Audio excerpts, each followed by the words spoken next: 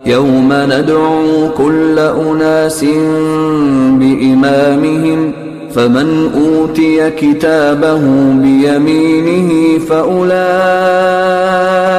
يقرؤون كتابهم ولا يظلمون فتيلا. ഇനി ആ ദിനം ഒന്നോർത്തു നോക്കുക. അന്ന് ഓരോ മനുഷ്യവിഭാഗത്തെയും അവരുടെ നേതാവിനോടൊപ്പം നാം വിളിക്കും. അന്നേരം വലതുകൈയിൽ കർമ്മപുസ്തകം ലഭിക്കുന്നവർ അവരുടെ പുസ്തകം പാരായണം ചെയ്യുന്നതാകുന്നു. അവരോട് തരിമ്പും അനീതിയുണ്ടാകുന്നതല്ല. അന്ത്യദിനത്തിൽ സദ്വൃത്തർക്ക് തങ്ങളുടെ കർമ്മരേഖ വലതുകൈയിൽ നൽകപ്പെടും. അവരത് സന്തോഷത്തോടെ നോക്കുകയും മറ്റുള്ളവരെ കാണിക്കുകയും ചെയ്യും. എന്നാൽ ദുർവൃത്തരുടെ കർമ്മരേഖ ഇടതുകൈയിലാണ് ലഭിക്കുക. കിട്ടിയ ഉടനെ അവരത് പിന്നിലൊളിക്കാൻ ശ്രമിക്കും. ഈ കാര്യം വിശുദ്ധ ഖുർആനിൽ വിവിധ സ്ഥലങ്ങളിൽ വന്നിട്ടുണ്ട്. ഉദാഹരണത്തിന് സൂറ അൽ ഹാക്ക സൂക്തങ്ങൾ 19 മുതൽ 28 വരെ, സൂറ അൽ ഇൻഷിഖാഖ് സൂക്തം 7 മുതൽ 13 വരെ ശ്രദ്ധിക്കുക. ومن كان في هذه أعمى فهو في الآخرة أعمى وأضل سبيلا. ഈ ലോകത്ത് അന്ധനായി വാണവനോ അവൻ പരലോകത്തും അന്ധനായി തന്നെയിരിക്കും. എന്നല്ല, മാർഗം പ്രാപിക്കുന്നതിൽ അന്ധനേക്കാൾ പരാജിതനായിരിക്കും. وَإِن كَادُوا لَيَفْتِنُونَكَ عَنِ الَّذِي أَوْحَيْنَا إِلَيْكَ لِتَفْتَرِيَ عَلَيْنَا غَيْرَهُ وَإِذًا لَّاتَّخَذُوكَ خَلِيلًا. പ്രവാചകരെ, നാം അയക്കുന്ന ദിവ്യ സന്ദേശങ്ങളിൽ നിന്ന് വ്യതിചലിപ്പിച്ച് നാം അയച്ചതല്ലാത്ത സന്ദേശങ്ങൾ താങ്കൾ നമ്മുടെ പേരിൽ കെട്ടിച്ചമയ്ക്കുന്നതിനു വേണ്ടി ഈ ജനം കിണഞ്ഞു പരിശ്രമിക്കുന്നുണ്ട്. അങ്ങനെ ചെയ്താൽ തീർച്ചയായും അവർ താങ്കളെ ഉറ്റ സുഹൃത്തായി സ്വീകരിക്കും. നബി തിരുമേനിക്ക് മക്കയിൽ അഭിമുഖീകരിക്കേണ്ടി വന്ന 10-12 വർഷക്കാലത്തെ അവസ്ഥയിലേക്കാണ് സൂചന. മക്കയിലെ സത്യനിഷേധികൾ നബിയെ തൗഹീദ് പ്രബോധനത്തിൽ നിന്ന് തെറ്റിക്കാനും അവരുടെ ശിർക്കുമായും ജാഹിലിയത്തുമായും സന്ധി ചെയ്യിക്കാനുമുള്ള തീവ്രശ്രമമാണ് നടത്തിയിരുന്നത്. ഈ ലക്ഷ്യത്തിനുവേണ്ടി തിരുമേനിയെ ഫിത്നയിൽ അകപ്പെടുത്താൻ അവർ ആവുന്നതൊക്കെ ചെയ്തു നോക്കി. കുതന്ത്രങ്ങൾ പ്രയോഗിച്ചു, പ്രലോഭിപ്പിച്ചു, ഭീഷണിപ്പെടുത്തി, കള്ളപ്രചാരവേലകളുടെ കൊടുങ്കാറ്റ് അഴിച്ചുവിട്ടു, അക്രമമർദ്ദനങ്ങൾ ഏൽപ്പിച്ചു, സാമ്പത്തിക സമ്മർദ്ദങ്ങളുണ്ടാക്കി, സാമൂഹികമായി ഒറ്റപ്പെടുത്തി. ഇങ്ങനെ ഒരു മനുഷ്യനെ അയാളുടെ നിശ്ചയദാർഢ്യത്തിൽ നിന്ന് വ്യതിചലിപ്പിക്കാൻ എന്തൊക്കെ ചെയ്യാൻ സാധിക്കുമോ അതൊക്കെ ചെയ്തു നോക്കി. ولولا أن ثبتناك لقد كدت تركن إليهم شيئا قليلا. നാം ഉറപ്പിച്ചു നിർത്തിയിട്ടില്ലായിരുന്നെങ്കിൽ നീ അവരുടെ പക്ഷത്തേക്ക് അല്പസ്വല്പം ചാഞ്ഞു പോവുക വിദൂരമായിരുന്നില്ല. إذا لأذقناك ضعف الحياة وضعف الممات ثم لا تجد لك علينا نصيرا. എന്നാൽ അങ്ങനെ ചെയ്തിരുന്നെങ്കിൽ നാം താങ്കളെ ഇഹത്തിൽ ഇരട്ടി ശിക്ഷ അനുഭവിപ്പിക്കും, ഇരട്ടി ശിക്ഷ പരലോകത്തിലും അനുഭവിപ്പിക്കും. നമുക്കെതിരെ താങ്കൾക്ക് ഒരു സഹായിയെയും കിട്ടുകയില്ല. അല്ലാഹു ആ സംഭവങ്ങളെയെല്ലാം അവലോകനം ചെയ്ത് 2 കാര്യങ്ങളാണിവിടെ പ്രസ്താവിക്കുന്നത്. ഒന്ന്, താങ്കൾ സത്യത്തെ സത്യമാണ് എന്ന് മനസ്സിലാക്കിയ ശേഷം അസത്യവുമായി വല്ല സന്ധിയിലും എത്തിച്ചേരുകയാണെങ്കിൽ ഈ വഴിപിഴച്ച ജനത സന്തോഷിക്കുമെന്നത് ശരിതന്നെ. പക്ഷേ ദൈവകോപം താങ്കളുടെ മേൽ ഉഗ്രമായി ആളിക്കത്തും. ഇഹത്തിലും പരത്തിലും താങ്കൾക്ക് ഇരട്ടി ശിക്ഷ ലഭിക്കുകയും ചെയ്യും. 2, മനുഷ്യന് അവൻ പ്രവാചകനാണെങ്കിൽ പോലും തന്റെ സ്വന്തം ശക്തി കൊണ്ട് മാത്രം അസത്യത്തിന്റെ കൊടുങ്കാറ്റിനെ നേരിടാൻ സാധ്യമല്ല. അതിന് അള്ളാഹുവിന്റെ സഹായവും അനുഗ്രഹവും കൂടിയുണ്ടായിരിക്കണം. അള്ളാഹുവിൽ നിന്ന് അപാരമായ സഹനവും സ്ഥൈര്യവുമാണ് പ്രവാചകന് ലഭിച്ചത്. അതിനാലാണ് നീതിയുടെയും സത്യത്തിന്റെയും സ്ഥാനത്ത് പർവ്വതം പോലെ ഉറച്ചു നിൽക്കാനും വിനാശത്തിന്റെ പ്രവാഹത്തിൽ സ്വസ്ഥാനത്തുനിന്ന് ഒരു മുടിയിട പോലും തെറ്റാതിരിക്കാനും തിരുമേനിക്ക് സാധിച്ചത്. وَإِن كَادُوا لَيَسْتَفِزُّونَكَ مِنَ الْأَرْضِ لِيُخْرِجُوكَ مِنْهَا وَإِذًا لَّا يَلْبَثُونَ خِلَافَكَ إِلَّا قَلِيلًا. ഈ മണ്ണിൽ നിന്ന് താങ്കളുടെ പാദമിളക്കി പുറത്താക്കാനും അവർ കിണഞ്ഞു ശ്രമിക്കുന്നുണ്ട്. എന്നാൽ അങ്ങനെ ചെയ്യുന്ന പക്ഷം പിന്നെ താങ്കൾക്ക് ശേഷം അവരും അധികകാലമൊന്നും അവിടെ താമസിക്കാൻ പോകുന്നില്ല. ഇത് വ്യക്തമായ ഒരു പ്രവചനമാണ്. അന്ന് കേവലം ഒരു ഭീഷണിയായി മാത്രമേ അവർക്കത് തോന്നിയിരുന്നുള്ളൂ. പക്ഷേ 10-12 വർഷത്തിനകം അത് പ്രത്യക്ഷരം പുലരുക തന്നെ ചെയ്തു. ഈ അധ്യായം അവതരിച്ചിട്ട് ഒരു വർഷം കഴിഞ്ഞേയുള്ളൂ. മക്കയിലെ നിഷേധികൾ തിരുമേനിയെ സ്വദേശത്യാഗത്തിന് നിർബന്ധിതനാക്കി. അവിടുന്ന് ജേതാവായി മക്കയിൽ പ്രവേശിക്കാൻ പിന്നീട് 8 വർഷത്തിലധികം വേണ്ടി വന്നില്ല. തുടർന്ന് 2 വർഷത്തിനുള്ളിൽ അറേബ്യൻ അർദ്ധദ്വീപ് സമ്പൂർണമായും മുശ്രിക്കുകളിൽ നിന്ന് ശുദ്ധമാക്കപ്പെട്ടു. പിന്നീട് മുസ്ലിമായി കൊണ്ടല്ലാതെ അവിടെ താമസിക്കാൻ കഴിയാതിരിക്കുമാറ് അവിടുത്തെ അന്തരീക്ഷം മാറി വന്നു. സുന്നത മൻ ഖദ് അർസൽനാ ഖബ്ലക മിർ റുസുലിനാ വലാ തജിദു ലിസുന്നതിനാ തഹ്വീലാ. താങ്കൾക്ക് മുമ്പ് നാം അയച്ചിട്ടുള്ള സകല പ്രവാചകന്മാരുടെ കാര്യത്തിലും അനുവർത്തിച്ചു പോന്നിട്ടുള്ള സ്ഥിരം നടപടിയാണിത്. നമ്മുടെ നടപടിയിൽ ഒരു മാറ്റവും താങ്കൾ കാണുകയില്ല. എല്ലാ പ്രവാചകന്മാരോടും അള്ളാഹു അനുവർത്തിച്ചിട്ടുള്ളത് ഇങ്ങനെയാണ്. ഒരു ജനത തങ്ങളുടെ പ്രവാചകനെ വധിക്കുകയോ നാടുകടത്തുകയോ ചെയ്യുകയാണെങ്കിൽ അവർക്ക് ആ ദേശത്ത് അധികകാലം തുടരാൻ കഴിയില്ല. ഒന്നുകിൽ അള്ളാഹുവിന്റെ ശിക്ഷ അവരെ നശിപ്പിച്ചു കളയും, അല്ലെങ്കിൽ ഏതെങ്കിലും ശത്രുക്കൾ അവരെ അധീനപ്പെടുത്തും. അതുമല്ലെങ്കിൽ അതേ പ്രവാചകന്റെ അനുയായികൾ അവരെ ജയിച്ചടക്കും. അഖിമിസ്സലാത ലിദുലൂകിശ്ശംസി ഇലാ ഗസഖിൽ ലൈലി വഖുർആനൽ ഫജ്ർ ഇന്ന ഖുർആനൽ ഫജ്രി കാന മശ്ഹൂദാ. നമസ്കാരം നിലനിർത്തുക. സൂര്യൻ ആകാശമധ്യത്തിൽ നിന്ന് തെറ്റുന്നത് മുതൽ രാവ് ഇരുട്ടുന്നതുവരെ.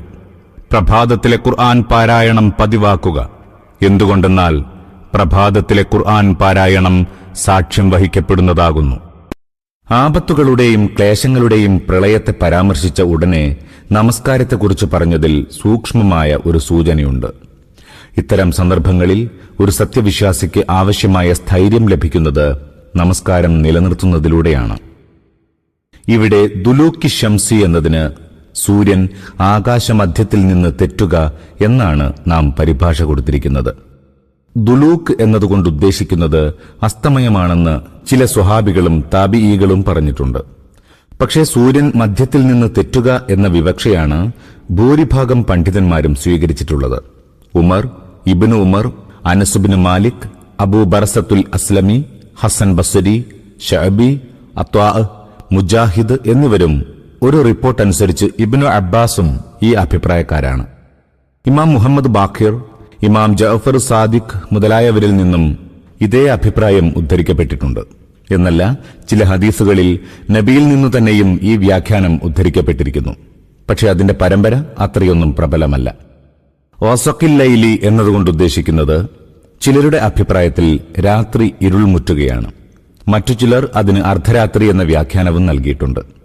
ആദ്യത്തെ വ്യാഖ്യാനമാണ് സ്വീകരിക്കുന്നതെങ്കിൽ അതുകൊണ്ട് ഉദ്ദേശിക്കുന്നത് ഇശാഇന്റെ ആദ്യ സമയമായിരിക്കും. രണ്ടാമത്തെ അഭിപ്രായമാണ് സ്വീകരിക്കുന്നതെങ്കിലോ ഇശാഇന്റെ അവസാനത്തിലേക്കായിരിക്കും സൂചന. ഫജ്റിന്റെ ഭാഷാർത്ഥം പ്രഭാതമെന്നാണ്. അതായത് രാത്രിയുടെ അന്ധകാരം നീങ്ങി പ്രഭാതത്തിന്റെ വെണ്മ വെളിപ്പെട്ടു തുടങ്ങുക. പ്രഭാതത്തിലെ ഖുർആൻ പാരായണം കൊണ്ടുദ്ദേശിക്കുന്നത് പ്രഭാത നമസ്കാരമാണ്.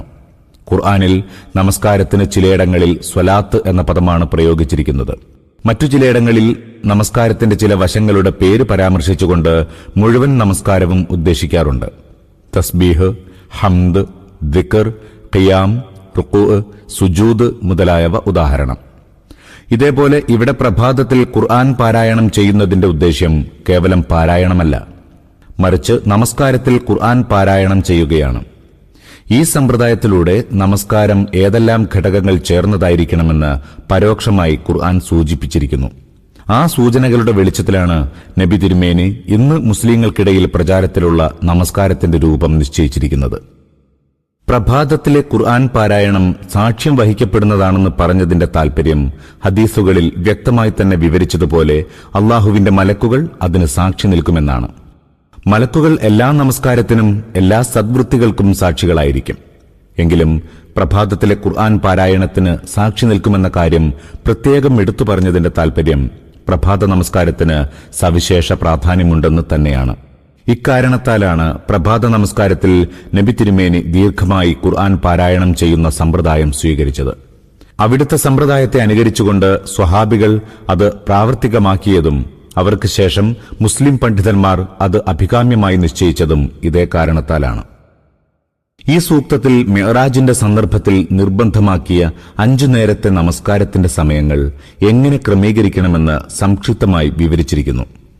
ഒരു നമസ്കാരം സൂര്യോദയത്തിന് മുമ്പും ശേഷിച്ച 4 നമസ്കാരങ്ങൾ സൂര്യൻ മധ്യത്തിൽ നിന്ന് തെറ്റിയ ശേഷം രാത്രിയുടെ ഇരുട്ട് വരെയുള്ള സമയങ്ങളിലും നിർവഹിക്കണമെന്നാണ് കൽപ്പന.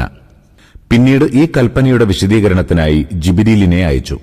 ജിബ്രീൽ അലൈഹിസ്സലാം നമസ്കാരത്തിന്റെ ശരിയായ സമയങ്ങൾ നബി തിരുമേനിയെ പഠിപ്പിച്ചു. അബൂദാവൂദും തിർമിദിയും ഉദ്ധരിച്ച ഇബ്നു അബ്ബാസിന്റെ റിപ്പോർട്ടിൽ നബി തിരുമേനി പറയുന്നു, ജിബ്രീൽ 2 തവണ എന്നെയും കൊണ്ട് കഅബയുടെ അരികിൽ നമസ്കരിച്ചു. ആദ്യത്തെ ദിവസം സൂര്യൻ മധ്യാഹ്നത്തിൽ നിന്ന് തെറ്റിയ ഉടനെ ചെരുപ്പിന്റെ വാറോളം മാത്രം നിഴലുള്ള സമയത്ത് ളുഹർ നമസ്കരിച്ചു. പിന്നീട് അസുർ നമസ്കാരം ഒരു വസ്തുവിന്റെ നിഴൽ അതിന്റെ ഉയരത്തോളം നീളുന്ന സമയത്ത് നിർവഹിച്ചു. അനന്തരം മഗ്രിബ് നോമ്പുകാരൻ നോമ്പ് മുറിക്കുന്ന സമയത്ത് നമസ്കരിച്ചു. പിന്നെ അസ്തമയത്തിന്റെ ചുവപ്പ് നിറം മാഞ്ഞുപോയ ഉടനെ ഇശാ നമസ്കരിച്ചു. നോമ്പുകാരന് അന്നപാനങ്ങൾ നിഷിദ്ധമാകുന്ന സമയത്താണ് സുബ്ഹ് നമസ്കരിച്ചത്. 2ാമത്തെ ദിവസം ജിബ്രീൽ ഒരു സാധനത്തിന്റെ നിഴൽ അതിന് തുല്യമായപ്പോൾ ളുഹർ നമസ്കരിച്ചു. ഒരു സാധനത്തിന്റെ നിഴൽ അതിന്റെ ഇരട്ടിയായപ്പോൾ അസുറും, നോമ്പുകാരൻ നോമ്പ് മുറിക്കുന്ന സമയത്ത് മഗ്രിബും, രാത്രിയുടെ 1/3 കഴിഞ്ഞപ്പോൾ ഇശാഉം നമസ്കരിച്ചു. നല്ലവണ്ണം പ്രകാശമായപ്പോഴാണ് സുബ്ഹ് നമസ്കരിച്ചത്. പിന്നീട് ജിബ്രീൽ എന്നോട് പറഞ്ഞു, ഓ മുഹമ്മദ്, പ്രവാചകന്മാരുടെ നമസ്കാര സമയമാണിത്. ഈ 2 സമയങ്ങൾക്കിടയിലാണ് നമസ്കാര സമയം. അതായത് ആദ്യ ദിവസം എല്ലാ നമസ്കാരങ്ങളുടെയും ആദ്യ സമയവും 2ാം ദിവസം അവസാന സമയവും കാണിച്ചു തന്നിരിക്കുന്നു.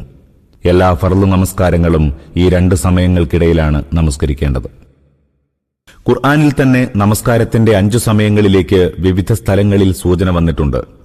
സൂറ ഹൂദിൽ സൂക്തം 114 പറയുന്നു, പകലിന്റെ 2 അറ്റങ്ങളിൽ സുബ്ഹും മഗ്രിബും, രാവ് അല്പം ചെല്ലുമ്പോൾ ഇശാഉം നമസ്കരിക്കുക. സൂറ ത്വാഹായിൽ സൂക്തം 130 ഇങ്ങനെ പറഞ്ഞിരിക്കുന്നു, സൂര്യോദയത്തിന് മുമ്പും സൂര്യാസ്തമയത്തിന് മുമ്പും നിന്റെ റബ്ബിനെ സ്തുതിച്ചുകൊണ്ട് തസ്ബീഹ് ചെയ്യുക. നിശാവേളകളിലും പകലിന്റെ അറ്റങ്ങളിലും അവന്റെ പരിശുദ്ധിയെ പ്രകീർത്തിക്കുക. സൂറ അർ-റൂമിൽ സൂക്തം 17-18 ഇങ്ങനെ പറഞ്ഞിരിക്കുന്നു, പ്രദോഷവേളയിലും പ്രഭാതവേളയിലും നിങ്ങൾ അല്ലാഹുവിനെ വാഴ്ത്തുവിൻ. വാനലോകങ്ങളിലും ഭൂമിയിലും സ്തോത്രം അവന് മാത്രമുള്ളതാകുന്നു. അതേപോലെ പകലിന്റെ അവസാനത്തിലും മധ്യാഹ്നത്തിലും അവന്റെ പരിശുദ്ധിയെ വാഴ്ത്തുക. നമസ്കാര സമയങ്ങൾക്ക് നിശ്ചയിക്കപ്പെട്ട ഈ വ്യവസ്ഥയിൽ ഊന്നൽ നൽകിയ കാര്യങ്ങളിൽ പ്രധാനമായ ഒന്ന് സൂര്യാരാധകരുടെ ആരാധനാ സമയങ്ങൾ വർജിക്കുക എന്നതാണ്. സൂര്യൻ എക്കാലങ്ങളിലും ബഹുദേവാരാധകരുടെ വലിയൊരു ആരാധ്യവസ്തുവായിരുന്നു. അതിന്റെ ഉദയാസ്തമന സമയങ്ങൾ അവരുടെ പ്രത്യേക ആരാധനാ സമയങ്ങളുമായിരുന്നു. അതിനാൽ ആ സമയങ്ങളിൽ നമസ്കരിക്കുന്നത് നിഷിദ്ധമാക്കിയിരുന്നു. ഇതിനു പുറമെ സൂര്യാരാധന ഏറ്റവും കൂടുതൽ നടക്കുന്നത് ഉദിക്കുന്ന സമയത്തായതിനാൽ ഇസ്ലാം പകലിലെ നമസ്കാരം മധ്യാഹ്നത്തിന് ശേഷം മാത്രം ആരംഭിക്കാനും സുബ്ഹ് നമസ്കാരം സൂര്യോദയത്തിന് മുമ്പ് തന്നെ അനുഷ്ഠിക്കാനും കൽപ്പിച്ചു. ഇക്കാര്യം നബി തിരുമേനി വിവിധ ഹദീസുകളിൽ വ്യക്തമാക്കിയിട്ടുണ്ട്. ഒരു ഹദീസിൽ അംർ ഇബ്നു അബസ റിപ്പോർട്ട് ചെയ്യുന്നു, ഞാൻ നബി തിരുമേനിയോട് നമസ്കാര സമയങ്ങളെക്കുറിച്ച് ചോദിച്ചപ്പോൾ അവിടുന്ന് പറഞ്ഞു, നീ സുബ്ഹ് നമസ്കാരം നിർവഹിക്കുക. പിന്നീട് സൂര്യൻ ഉദിക്കുമ്പോൾ നമസ്കാരത്തിൽ നിന്ന് അകന്നു നിൽക്കുക, സൂര്യൻ ഉയരുന്നതുവരെ. കാരണം ഉദിക്കുമ്പോൾ അത് പിശാചിന്റെ 2 കൊമ്പുകൾക്കിടയിലാണ് ഉദിക്കുന്നത്. സത്യനിഷേധികൾ അന്നേരം അതിന് സാഷ്ടാംഗം ചെയ്യുന്നു. തുടർന്ന് അസുർ നമസ്കാരത്തെക്കുറിച്ച് പറഞ്ഞ ശേഷം അവിടുന്ന് പറഞ്ഞു, പിന്നീട് സൂര്യൻ അസ്തമിക്കുന്നതുവരെ നമസ്കാരത്തിൽ നിന്ന് അകന്നു നിൽക്കുക. കാരണം പിശാചിന്റെ 2 കൊമ്പുകൾക്കിടയിലാണ് അത് അസ്തമിക്കുന്നത്. അപ്പോഴും സത്യനിഷേധികൾ അതിന് സാഷ്ടാംഗം ചെയ്യുന്നു. ഈ ഹദീസിൽ സൂര്യൻ പിശാചിന്റെ കൊമ്പുകൾക്കിടയിൽ ഉദിക്കുകയും അസ്തമിക്കുകയും ചെയ്യുന്നുവെന്ന് പറഞ്ഞത് ഒരു ആലങ്കാരിക ശൈലിയാണ്. സൂര്യന്റെ ഉദയാസ്തമയങ്ങളെ ജനങ്ങൾക്കിടയിൽ പിശാച് ഒരു വലിയ ഫിത്നയാക്കിയിരിക്കുന്നുവെന്ന് ചിത്രീകരിക്കുകയാണ് ഇതിന്റെ ഉദ്ദേശ്യം. എന്തുകൊണ്ടെന്നാൽ ജനങ്ങൾ അത് ഉദിക്കുകയും അസ്തമിക്കുകയും ചെയ്യുന്നത് കണ്ടിട്ടുണ്ട്. അതിന്റെ മുമ്പിൽ സാഷ്ടാംഗം ചെയ്യുമ്പോൾ അത് പിശാച് തലയിലേറ്റിക്കൊണ്ടുവരികയും തലയിലേറ്റി തന്നെ കൊണ്ടുപോവുകയും ചെയ്യുകയാണോ എന്ന് തോന്നിപ്പോകുന്നു. ഇങ്ങനെ ആലങ്കാരികമായി പറയാനുള്ള കാരണം ആ സമയത്ത് സത്യനിഷേധികൾ അതിന് സാഷ്ടാംഗം ചെയ്യുന്നു എന്ന് പറഞ്ഞുകൊണ്ട് നബി തിരുമേനി വ്യക്തമാക്കുകയും ചെയ്തിരിക്കുന്നു. وَمِنَ اللَّيْلِ فَتَهَجَّدْ بِهِ نَافِلَةً لَكَ عَسَىٰ أَن يَبْعَثَكَ رَبُّكَ مَقَامًا مَحْمُودًا. രാത്രികാലത്ത് ഖുർആൻ ഓതിക്കൊണ്ട് തഹജ്ജുദ് അനുഷ്ഠിക്കുക. ഇത് താങ്കൾക്ക് ഐച്ഛികമായിട്ടുള്ളതാകുന്നു. താങ്കളുടെ നാഥൻ താങ്കളെ സ്തുത്യർഹമായ സ്ഥാനത്തേക്ക് ഉയർത്തിയേക്കും. നിദ്ര വിട്ട് എഴുന്നേൽക്കുക എന്നാണ് തഹജ്ജദ എന്ന പദത്തിന്റെ അർത്ഥം. നിശാവേളയിൽ തഹജ്ജുദ് നിർവഹിക്കണമെന്ന് പറഞ്ഞതിന്റെ സാരം രാത്രിയുടെ ഒരു ഭാഗം ഉറങ്ങിയ ശേഷം എഴുന്നേറ്റ് നമസ്കരിക്കണമെന്നത്രേ. ഫർളിനേക്കാൾ കൂടുതൽ ചെയ്യുന്നതാണ് നഫൽ അഥവാ ഐച്ഛികം. അതിനാൽ മുൻ ആയത്തിൽ സമയക്രമം വിവരിച്ച 5 നേരത്തെ നമസ്കാരം ഫർളാണെന്നും ഈ 6ാം നമസ്കാരം ഫർളിനേക്കാൾ കൂടുതലുള്ളതാണെന്നും ഇതിൽ നിന്ന് സൂചന ലഭിക്കുന്നുണ്ട്. താങ്കളുടെ നാഥൻ താങ്കളെ സ്തുത്യർഹമായ സ്ഥാനത്തേക്ക് ഉയർത്തിയേക്കും എന്ന് പറഞ്ഞതിന്റെ താൽപര്യം ഇതാണ്: ഇഹത്തിലും പരത്തിലും പ്രശംസനീയമായ ഒരു സ്ഥാനത്തേക്ക് താങ്കളെ നാം ഉയർത്തും. നാനാഭാഗത്തുനിന്നും താങ്കളുടെ മേൽ അഭിനന്ദനങ്ങൾ വർഷിക്കപ്പെടും. താങ്കളുടെ വ്യക്തിത്വം യശസ്സേറിയ വ്യക്തിത്വമായി നിലകൊള്ളും. എതിരാളികൾ ശകാരിച്ചുകൊണ്ടും ആക്ഷേപിച്ചുകൊണ്ടുമാണ് താങ്കളെ അഭിസംബോധന ചെയ്യുന്നത്. രാജ്യത്തൊട്ടാകെ താങ്കളെ അപകീർത്തിപ്പെടുത്തുന്നതിന് അവർ കള്ളാരോപണങ്ങളുടെ കൊടുങ്കാറ്റ് തന്നെ അഴിച്ചുവിട്ടിരിക്കുന്നു. പക്ഷേ ലോകം താങ്കൾക്കുള്ള പ്രശംസയാൽ മുഖരിതമാകുന്ന കാലം വിദൂരമല്ല. പരലോകത്തും താങ്കൾ എല്ലാ സൃഷ്ടികളുടെയും പ്രശംസാപാത്രമാകും. അന്ത്യദിനത്തിൽ നബി തിരുമേനി ശുപാർശകന്റെ സ്ഥാനത്തേക്ക് അവരോധിക്കപ്പെടുന്നതും ഈ പ്രശംസനീയ പദവിയുടെ ഭാഗം തന്നെയാണ്. وَقُلْ رَبِّ أَدْخِلْنِي مُدْخَلَ صِدْقٍ وَأَخْرِجْنِي مُخْرَجَ صِدْقٍ وَاجْعَلْ لِي مِن لَّدُنكَ سُلْطَانًا نَّصِيرًا. പ്രാർത്ഥിക്കുക: നാഥ, എന്നെ നീ എങ്ങോട്ട് കൊണ്ടുപോയാലും സത്യത്തോടൊപ്പം കൊണ്ടുപോകണമേ. എവിടെ നിന്ന് പുറപ്പെടുവിക്കുകയാണെങ്കിലും സത്യത്തോടൊപ്പം പുറപ്പെടുവിക്കണമേ. നിന്നിൽ നിന്നുള്ള ഒരു അധികാരശക്തിയെ എനിക്ക് തുണയാക്കി തരികയും ചെയ്യണമേ. ഈ പ്രാർത്ഥനയുടെ സന്ദർഭത്തിൽ ഹിജ്റയുടെ സമയം തികച്ചും ആസന്നമായിരിക്കുന്നുവെന്ന് ഇതിൽ നിന്ന് വ്യക്തമായി മനസ്സിലാക്കാം. അതിനാൽ സത്യം എപ്പോഴും താങ്കളുടെ കൂടെയുണ്ടായിരിക്കണം. എവിടെ നിന്ന് പുറത്തു പോവുകയാണെങ്കിലും സത്യത്തിനു വേണ്ടി പുറത്തു പോവണം. എവിടെ പ്രവേശിക്കുന്നതും സത്യത്തോടുകൂടിയായിരിക്കണം എന്നിങ്ങനെ പ്രാർത്ഥിക്കണമെന്ന് പറഞ്ഞിരിക്കുകയാണ്. നിന്നിൽ നിന്നുള്ള ഒരു അധികാരശക്തിയെ എനിക്ക് തുണയാക്കി തരികയും ചെയ്യണമേ എന്ന് പ്രാർത്ഥിച്ചതിന്റെ വിവക്ഷ ഇതാണ്: ഒന്നുകിൽ നീ എന്നെ സ്വയം ശക്തനാക്കണം, അല്ലെങ്കിൽ ഏതെങ്കിലും ഭരണകൂടത്തെ എന്റെ സഹായിയാക്കണം. എന്തുകൊണ്ടെന്നാൽ ആ ബലത്താൽ ഈ ലോകത്തിന്റെ വക്രതയെ നേരെയാക്കാൻ എനിക്ക് സാധിക്കും. ഈ ദുർവൃത്തികളുടെയും കുറ്റങ്ങളുടെയും പ്രവാഹത്തെ തടഞ്ഞു നിർത്താൻ സാധിക്കും. നിന്റെ നീതിനിഷ്ഠമായ നിയമങ്ങൾ നടപ്പാക്കാൻ സാധിക്കും. ഈ വ്യാഖ്യാനമാണ് ഈ ആയത്തിന് ഹസൻ ബസ്രിയും ഖത്താദയും നൽകിയിട്ടുള്ളത്. ഇബ്നു കസീർ, ഇബ്നു ജരീർ തുടങ്ങിയ പ്രഗത്ഭ വ്യാഖ്യാതാക്കൾ അംഗീകരിച്ചതും അതുതന്നെ. അള്ളാഹു ഖുർആൻ കൊണ്ട് തടയാത്ത കാര്യങ്ങൾ രാഷ്ട്രീയ അധികാരം കൊണ്ട് തടയുന്നു എന്ന നബിവചനവും ഈ അഭിപ്രായത്തെ ശക്തിപ്പെടുത്തുന്നുണ്ട്. ഇസ്ലാം ഈ ലോകത്ത് ഉണ്ടാകണമെന്നാഗ്രഹിക്കുന്ന പരിഷ്കരണം കേവലം ഉപദേശം കൊണ്ടും ഉദ്ബോധനം കൊണ്ടും മാത്രം സാധ്യമല്ല, മറിച്ച് അതിന് രാഷ്ട്രീയ ശക്തി കൂടി ആവശ്യമാണെന്ന് ഇതിൽ നിന്ന് മനസ്സിലാക്കാം. ഈ പ്രാർത്ഥന അള്ളാഹു തന്നെ തന്റെ പ്രവാചകനെ പഠിപ്പിക്കുമ്പോൾ അതിൽ നിന്ന് മറ്റൊരു കാര്യവും സ്ഥിരപ്പെടുന്നുണ്ട്. അതായത് ദീൻ സ്ഥാപിക്കുക, ശരീഅത്ത് നടപ്പാക്കുക, അള്ളാഹുവിന്റെ ശിക്ഷാ നടപടികൾ പ്രാവർത്തികമാക്കുക എന്നിവയ്ക്ക് വേണ്ടി രാഷ്ട്രീയ അധികാരം ആഗ്രഹിക്കുകയും അത് ലഭിക്കാൻ പരിശ്രമിക്കുകയും ചെയ്യുന്നത് അനുവദനീയമാണ്. മാത്രമല്ല ആവശ്യവും സുന്നത്തുമാണ്. അതിനെ ഭൗതിക പൂജയായോ ഭൗതികമായ ഒരാവശ്യമായോ വ്യാഖ്യാനിക്കുന്നവർ അബദ്ധത്തിലാണ് അകപ്പെട്ടിരിക്കുന്നത്. ഒരു വ്യക്തി തനിക്ക് വേണ്ടി രാഷ്ട്രീയ അധികാരം ആവശ്യപ്പെടുകയാണെങ്കിൽ അതാണ് ഭൗതിക പൂജ. മറിച്ച് അള്ളാഹുവിന്റെ ദീനിനു വേണ്ടി രാഷ്ട്രീയ അധികാരം ആവശ്യപ്പെടുമ്പോൾ അത് ഭൗതിക പൂജയല്ല, മറിച്ച് ദൈവാരാധനയുടെ തന്നെ നേർക്കുനേരെയുള്ള താൽപര്യമാണ്. ജിഹാദിനു വേണ്ടി ആയുധം തേടുന്നത് കുറ്റകരമല്ലെങ്കിൽ ശരീഅത്ത് നിയമങ്ങൾ നടപ്പാക്കാൻ അധികാരം തേടുന്നത് മാത്രം കുറ്റകരമാകുന്നതെങ്ങനെയാണ്? وَقُلْ جَاءَ الْحَقُّ وَزَهَقَ الْبَاطِلُ إِنَّ الْبَاطِلَ كَانَ زَهُوقًا. താങ്കൾ പ്രഖ്യാപിക്കുക, സത്യം സമാഗതമായി, മിഥ്യ തകർന്നുപോയി, മിഥ്യ തകരാനുള്ളതു തന്നെയാകുന്നു. ഈ പ്രഖ്യാപനം നടത്തിയ സന്ദർഭം ഇതാണ്. മുസ്ലിങ്ങളിൽ ഒരു വലിയ വിഭാഗം മക്കയിൽ നിന്ന് എത്യോപ്യയിൽ അഭയം തേടിയിരിക്കുകയായിരുന്നു. ശേഷിച്ചവർ കടുത്ത മർദ്ദനങ്ങൾക്കും ആക്രമണങ്ങൾക്കും ഇരയായിക്കൊണ്ട് മക്കയിലും മക്കയുടെ പ്രാന്തപ്രദേശങ്ങളിലും കഴിഞ്ഞുകൂടുന്നു. നബി തിരുമേനിയുടെ തന്നെയും ജീവൻ ഏതു നിമിഷവും അപകടത്തിലാവാം. ഈ സമയത്ത് പ്രത്യക്ഷത്തിൽ അസത്യം വിജയിച്ചു നിൽക്കുകയാണ്. സത്യത്തിന്റെ വിജയം അകലത്ത് പോലും കാണപ്പെട്ടിരുന്നില്ല. സത്യം സമാഗതമായി, മിഥ്യ തകർന്നു എന്ന് വളരെ വ്യക്തമായി തന്നെ അസത്യത്തിന്റെ ആരാധകരെ കേൾപ്പിക്കാൻ അന്നേരമാണ് നബി തിരുമേനിക്ക് കൽപ്പന കിട്ടിയത്. ആ സന്ദർഭത്തിൽ ഈ അത്ഭുതകരമായ പ്രഖ്യാപനം കേവലം ഒരു തമാശയായേ തോന്നിയുള്ളൂ. അവർ തിരുമേനിയെ പരിഹസിച്ചു ചിരിച്ചു. പക്ഷേ അതിനുശേഷം 9 വർഷം കഴിഞ്ഞ് നബി തിരുമേനി അതേ മക്ക പട്ടണത്തിലേക്ക് ജേതാവായി കടന്നു ചെന്നു. കഅബയിൽ പ്രവേശിച്ച് അതിൽ വിഗ്രഹങ്ങളുടെ രൂപത്തിൽ പ്രതിഷ്ഠിച്ചിരുന്ന 360ഓളം അസത്യങ്ങളെ തൂത്തുമാറ്റി. ബുഖാരിയിൽ അബ്ദുല്ലാഹിബ്നു മസ്ഊദ് വിവരിക്കുന്നു, മക്ക വിജയ ദിവസം തിരുമേനി കഅബയിലെ വിഗ്രഹങ്ങളെ ധ്വംസിച്ചുകൊണ്ടിരുന്നു. وَنُنَزِّلُ مِنَ الْقُرْآنِ مَا هُوَ شِفَاءٌ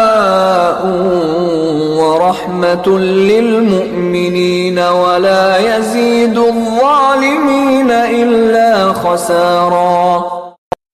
നാം അവതരിപ്പിച്ചുകൊണ്ടിരിക്കുന്ന ഈ ഖുർആനിൽ വിശ്വാസികൾക്ക് ആശ്വാസവും കാരുണ്യവുമായ ചിലതുണ്ട്. എന്നാൽ അക്രമികൾക്ക് അത് നഷ്ടമല്ലാതൊന്നും വർദ്ധിപ്പിച്ചു കൊടുക്കുന്നില്ല. ഈ ഖുർആനെ തങ്ങളുടെ മാർഗദർശക ഗ്രന്ഥവും നിയമഗ്രന്ഥവുമായി അംഗീകരിക്കുന്നവരുണ്ടല്ലോ, അവരെ സംബന്ധിച്ചിടത്തോളം ഇത് ദൈവത്തിന്റെ അനുഗ്രഹവും തങ്ങളുടെ മാനസികവും ആന്തരികവും ധാർമ്മികവും നാഗരികവുമായ രോഗങ്ങൾക്കുള്ള ചികിത്സയുമാണ്. എന്നാൽ ഒരക്രമി അതിനെ തള്ളിക്കളയുകയും അതിന്റെ മാർഗദർശനത്തിൽ നിന്ന് മുഖം തിരിക്കുകയും ചെയ്ത് തന്നോട് തന്നെ അക്രമം പ്രവർത്തിക്കുന്നുവെന്ന് കരുതുക. എങ്കിൽ അവൻ ഈ ഖുർആൻ അവതരിക്കുന്നതിന് മുമ്പ് അല്ലെങ്കിൽ അതിനെക്കുറിച്ച് അറിയുന്നതിനു മുമ്പ് ഏതവസ്ഥയിലായിരുന്നോ ആ അവസ്ഥയിൽ നിൽക്കാൻ പോലും അവനെ അനുവദിക്കുകയില്ല. മറിച്ച് അതിനേക്കാൾ കൂടുതൽ നഷ്ടത്തിൽ അതവനെ ആഴ്ത്തിക്കളയും. എന്തുകൊണ്ടെന്നാൽ ഖുർആൻ അവതരിക്കുന്നതിന് മുമ്പ് അല്ലെങ്കിൽ അതിനെപ്പറ്റി അവൻ അറിയുന്നതിനു മുമ്പ് അവന്റെ നഷ്ടം കേവലം അജ്ഞതയുടെ നഷ്ടമായിരുന്നു. എന്നാൽ ഖുർആൻ അവന്റെ മുമ്പിൽ വരികയും സത്യവും അസത്യവും തമ്മിലുള്ള വ്യത്യാസം മുമ്പിൽ തുറന്നു വെക്കുകയും ചെയ്തതോടെ അവന്റെ മേൽ അള്ളാഹുവിന്റെ ന്യായങ്ങൾ പൂർത്തിയായി.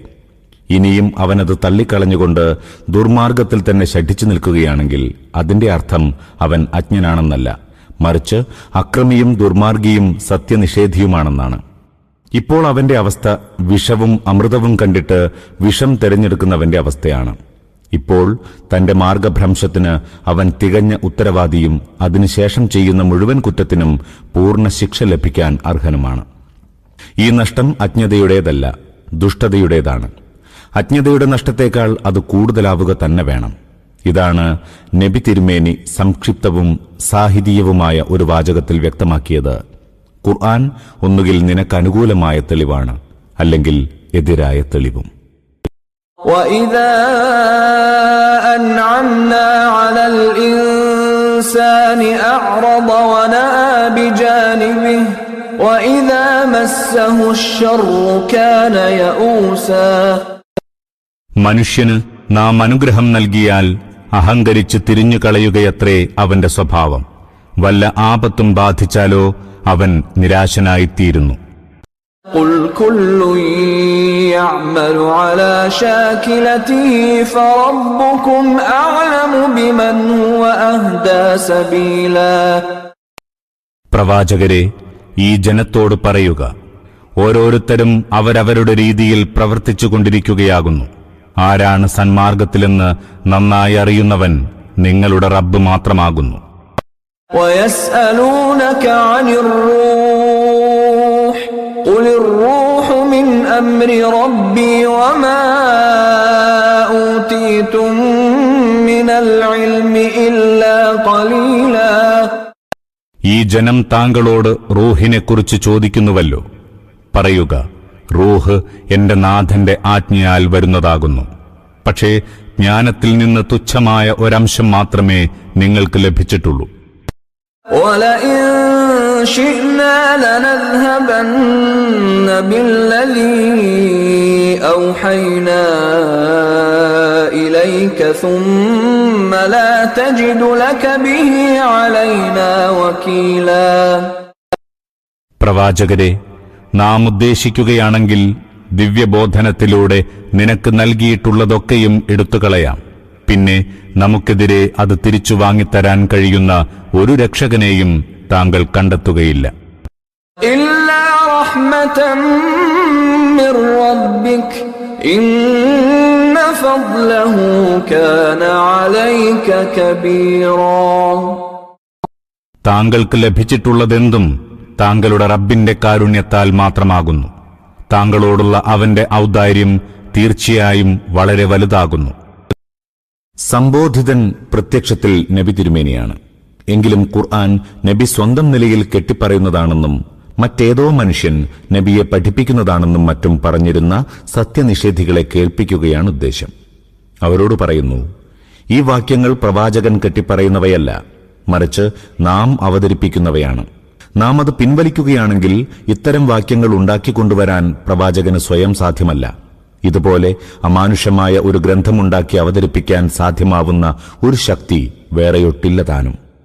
قُلْ لَئِنِ اجْتَمَعَتِ الْإِنسُ وَالْجِنُّ عَلَىٰ أَن يَأْتُوا بِمِثْلِ هَٰذَا الْقُرْآنِ لَا يَأْتُونَ بِمِثْلِهِ وَلَوْ كَانَ بَعْضُهُمْ لِبَعْضٍ ظَهِيرًا. താങ്കൾ പറയുക, ഈ ഖുർആൻ പോലൊന്നു കൊണ്ടുവരാൻ മനുഷ്യരും ജിന്നുകളും ഒത്തൊരുമിച്ച് പ്രവർത്തിച്ചാലും സാധിക്കുകയില്ല. അവരൊക്കെയും പരസ്പരം സഹായിച്ചാലും ശരി. ഈ വെല്ലുവിളി ഖുർആനിൽ ഇതിനു മുമ്പ് 3 സ്ഥലങ്ങളിൽ കഴിഞ്ഞു പോയിട്ടുണ്ട്. അൽ ബഖറ സൂക്തം 23, 24, യൂനുസ് സൂക്തം 38, ഹൂദ് സൂക്തം 13 എന്നീ അധ്യായങ്ങൾ ശ്രദ്ധിക്കുക. സൂറ അത്തൂറിൽ സൂക്തം 33-ലും 34-ലും ഇതേ വിഷയം തന്നെ വരുന്നുമുണ്ട്. ഖുർആൻ മുഹമ്മദ് നബി സ്വന്തം നിലയിൽ കെട്ടിയുണ്ടാക്കിയതാണെന്നും എന്നിട്ട് വെറുതെ ദൈവത്തിന്റേതാണെന്ന് പറഞ്ഞുകൊണ്ട് അവതരിപ്പിക്കുകയുമാണെന്നുള്ള സത്യനിഷേധികളുടെ ആരോപണത്തിന് ഈ സ്ഥലങ്ങളിലെല്ലാം മറുപടി നൽകുന്നുമുണ്ട്. സൂറ യൂനുസിൽ സൂക്തം 16 ഈ ആരോപണത്തിന് മറുപടി പറഞ്ഞപ്പോൾ ഇത്രയും കൂടി പറഞ്ഞിട്ടുണ്ട്: പറയുക, അല്ലാഹു ഇച്ഛിച്ചിരുന്നുവെങ്കിൽ ഈ ഖുർആൻ ഞാൻ നിങ്ങൾക്ക് ഓതിത്തരുമായിരുന്നില്ല. ഇതിനെ സംബന്ധിച്ച് നിങ്ങളെ അറിയിക്കുകയുമില്ലായിരുന്നു. ഇതിനു മുമ്പ് കുറെ വർഷങ്ങൾ ഞാൻ നിങ്ങളിൽ കഴിച്ചുകൂട്ടിയിട്ടുണ്ടല്ലോ. നിങ്ങൾ ബുദ്ധി ഉപയോഗിക്കുന്നില്ലേ? ഈ സൂക്തങ്ങളിൽ ഖുർആൻ അള്ളാഹുവിന്റെ വാക്യമാണെന്നതിന് നൽകിയിട്ടുള്ള തെളിവ് വാസ്തവത്തിൽ 3 തെളിവുകൾ കൂടിച്ചേർന്നിട്ടുള്ളതാണ്.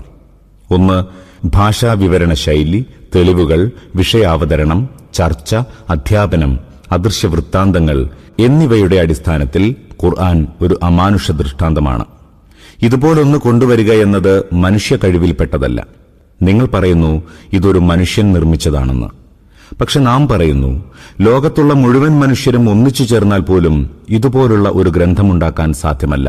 എന്നല്ല, മുശ്രിക്കുകളാൽ ആരാധിക്കപ്പെടുകയും ഈ വേദത്താൽ ആരാധ്യത പരസ്യമായി നിഷേധിക്കപ്പെടുകയും ചെയ്യുന്ന ജിന്നുകളുണ്ടല്ലോ, അവരും ഖുർആൻ നിഷേധികളെ സഹായിക്കാൻ ചേർന്നു എന്നിരിക്കട്ടെ. എന്നാൽ അവർക്കും ഖുർആന് തുല്യം ഒരു ഗ്രന്ഥം രചിച്ച് ഈ വെല്ലുവിളി നേരിടാൻ സാധ്യമല്ല. 2, മുഹമ്മദ് നബി ഏതോ പുറം നാട്ടിൽ നിന്ന് പെട്ടെന്ന് നിങ്ങൾക്കിടയിൽ പ്രത്യക്ഷപ്പെട്ടതല്ല. മറിച്ച് ഈ ഖുർആൻ അവതരണത്തിന്റെ മുമ്പും 40 വർഷക്കാലം അദ്ദേഹം നിങ്ങൾക്കിടയിൽ ജീവിച്ചിട്ടുണ്ട്. പ്രവാചകത്വം വാദിക്കുന്നതിന് ഒരു ദിവസം മുമ്പെങ്കിലും അദ്ദേഹത്തിന്റെ നാവിൽ നിന്ന് വല്ലപ്പോഴും ഈ ശൈലിയിലുള്ള വാക്യങ്ങളും ഇത്തരം പ്രമേയങ്ങളും പ്രശ്നങ്ങളും ചർച്ച ചെയ്യുന്ന പ്രഭാഷണങ്ങൾ നിങ്ങൾ കേട്ടിട്ടുണ്ടോ? കേട്ടിട്ടില്ലെങ്കിൽ, കേട്ടിട്ടില്ലെന്ന് ഉറപ്പാണെങ്കിൽ, ഒരു വ്യക്തിയുടെ ഭാഷയും ചിന്തയും വിജ്ഞാനവും അവയുടെ അവതരണ രീതികളും മാറുന്നതെങ്ങനെയെന്ന് നിങ്ങൾക്ക് മനസ്സിലാക്കാനാകുമോ? 3, മുഹമ്മദ് നബി നിങ്ങളെ ഖുർആൻ കേൾപ്പിച്ചിട്ട് എവിടെയും പോയി മറഞ്ഞിരിക്കുന്നില്ല. മറിച്ച് നിങ്ങൾക്കിടയിൽ തന്നെയാണ് ജീവിച്ചുകൊണ്ടിരിക്കുന്നത്. നിങ്ങൾ അദ്ദേഹത്തിന്റെ നാവിൽ നിന്ന് ഖുർആൻ കേൾക്കുന്ന പോലെ മറ്റു സംഭാഷണങ്ങളും പ്രസംഗങ്ങളും കേൾക്കുന്നുണ്ട്. ഖുർആന്റെ വാചകങ്ങളും തിരുമേനിയുടെ സ്വന്തം വാചകങ്ങളും തമ്മിൽ ഭാഷയിലും ശൈലിയിലും കാണപ്പെടുന്ന അന്തരം ഒരു മനുഷ്യനും ഒരേ സമയം കൊണ്ടുനടക്കാൻ കഴിയാത്തത്ര വിപുലവും പ്രകടവുമാണ്. ഈ വ്യത്യാസം നബി തിരുമേനി തന്റെ നാട്ടുകാർക്കിടയിൽ ജീവിച്ചിരുന്ന കാലത്ത് മാത്രം കാണപ്പെട്ടിരുന്നതല്ല, മറിച്ച് ഇന്നും ഹദീസ് ഗ്രന്ഥങ്ങളിൽ തിരുമേനിയുടെ ലക്ഷക്കണക്കിന് വാക്കുകളും പ്രസംഗങ്ങളും നിലവിലുണ്ട്. അതിന്റെ ഭാഷയും ശൈലിയും ഖുർആന്റെ ഭാഷയും ശൈലിയും തമ്മിൽ വിപുലമായ വ്യത്യാസമുണ്ട്.